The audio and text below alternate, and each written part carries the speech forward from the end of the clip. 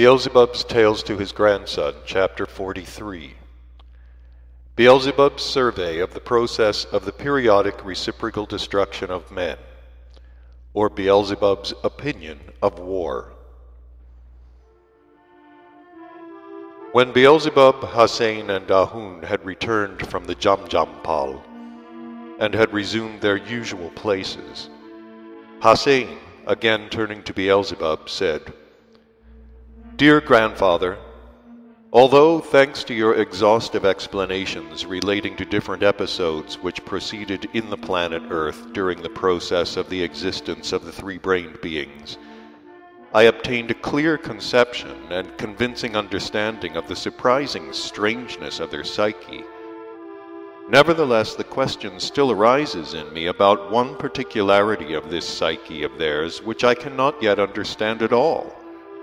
and which, even taking their strange psyche into account, appears to me not logical." My thoughts constantly returned to this perplexing question, and were even concentrated on it during the sacred sacrament in the Jamjampal. From all your explanations concerning the process of the existence of these three-brained beings, I very definitely understood that although during their responsible existence, particularly after the third Transapalnian perturbation there, they began to have chiefly purely automatic reason, yet even with this automatic reason they can mentate fairly often and deliberate so well that they are even able to constate all kinds of more or less exact laws of nature on their planet, according to which they even invent something themselves. At the same time, parallel with this, the mention of that particularity of theirs proper to them alone, namely the need of periodically occupying themselves with the destruction of each other's existence, runs like a crimson thread through all your tales. And so, my dear grandfather, I cannot at all understand how it can happen that in spite of having existed over such a long period, they have not yet become aware, and until now continue to be unaware, of the horror of this property of theirs. Don't they really ever see that these processes of theirs are the most terrible of all the horrors which can possibly exist in the whole of the universe? And don't they ever ponder on this matter, so that they might become aware of this horror and find a means of eradicating it? Please, grandfather, tell me why it is so, and which aspects, composing the totality of the strangeness of their psyche, are the causes of this particularity of theirs.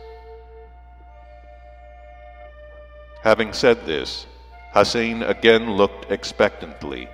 and with a tense desire to know, at his dear grandfather. In response to this request of his grandson, Beelzebub continued to look at him with, as it is said, a remorseful smile, and then, sighing deeply, said, my dear boy, this particularity, and all the results ensuing from it, are chiefly the cause of all their abnormalities and, so to say, muddled logic." And having again paused a little, he continued, "Good. I will help you to get clear about this question, the more so as I have already once promised to elucidate it to you in detail. Of course, in this case, for the sake of the development of your active mentation, I shall not for this reason give you my personal opinion, but will tell you about this also in such a way that you should be able to obtain the necessary material for logical confrontation, and in consequence, for the crystallization in you of the data for your own individual opinion about this matter. By the way, you have asked whether they really never ponder on this predisposition of theirs, phenomenally terrible and exclusively inherent in them alone. Of course they ponder. Of course they see. A number of them do ponder even very often, and in spite of the automaticity of their reason, they fully understand that this particularity of theirs, namely their predisposition to periodic reciprocal destruction, is such an unimaginable horror and such a hideousness that no name can even be found for it. Yet, unfortunately, for this pondering of these three-brained beings there, no sense at all is ever obtained. And no sense is ever obtained, partly because only isolated beings there ponder over this matter, and partly thanks to the absence there, as is usual, of one common planetary organization for a single line of action. And therefore, if even the mentioned isolated beings ponder over this question and can state something sensible about this horror, then this constating of theirs is never widely spread and fails to penetrate into the consciousness of other beings. And in addition, it is very sad about this sincere pondering of the beings upon similar questions. I must tell you that thanks to the abnormally established conditions of being existence there, the waking psyche, as it is expressed there,